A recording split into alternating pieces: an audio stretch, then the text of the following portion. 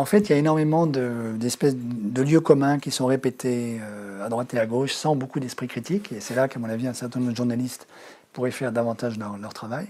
Je donne quelques exemples. Le premier, c'est ce fameux chiffre qui circule un peu partout, selon lequel la part des dépenses publiques dans le PIB en France serait supérieure à 52%. Chiffre qui est répété en boucle par le gouverneur de la Banque de France, par le président de la République et par un certain nombre de médias. Ce chiffre est faux. Alors, ce chiffre est correct, mais ne dit pas ce qu'il prétend dire. C'est-à-dire que si je vous dis les dépenses publiques, c'est 52% du PIB, vous croyez, vous vous dites, ah bon, ben alors donc les dépenses privées, c'est 48%, c'est le complémentaire. Et donc la France, c'est pas très loin de Pyongyang, quoi. C'est la Corée du Nord. C'est-à-dire on est étouffé par la dépense publique et ces millions de fonctionnaires qui ne travaillent pas, etc., etc. C'est ça l'imaginaire qui est véhiculé par ce chiffre. Or, la vérité, c'est que les dépenses privées rapportées au PIB, c'est plus de 200% du PIB. Et donc, si je fais la somme, j'obtiens plus de 250% du PIB. Donc là, vous dites, il y a quand même un problème, parce que la somme fait plus de 100%. Donc, ça veut bien dire que les 52% ne correspondent pas à ce que je m'imagine devoir être dans le PIB. L'astuce provient du fait que le PIB n'est pas la somme des dépenses d'une économie, qui fait plus de 250% du PIB, mais c'est la somme de ce qu'on appelle les valeurs ajoutées.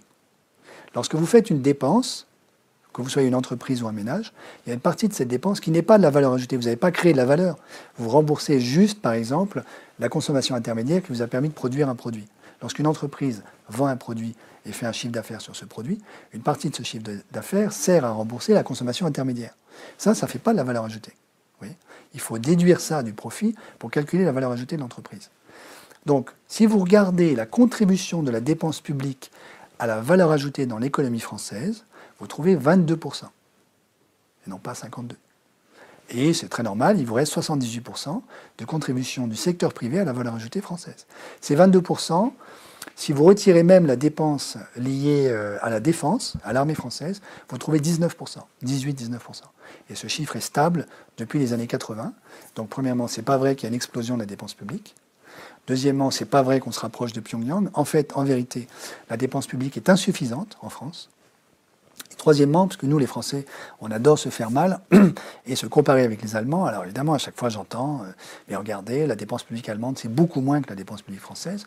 Et en fait, la contribution de la dépense publique en Allemagne au PIB allemand, c'est 18-19%. La différence avec nous, c'est que nous, on a une armée.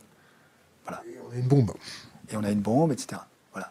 Et donc, en réalité, si on compare ce qui est comparable, on est exactement au même niveau que nos amis allemands. Donc c'est pas vrai qu'il y a une dépense publique pléthorique en France avec des fonctionnaires qui ne fichent rien, et de l'autre côté du Rhin, une espèce de surefficacité de la fonction publique.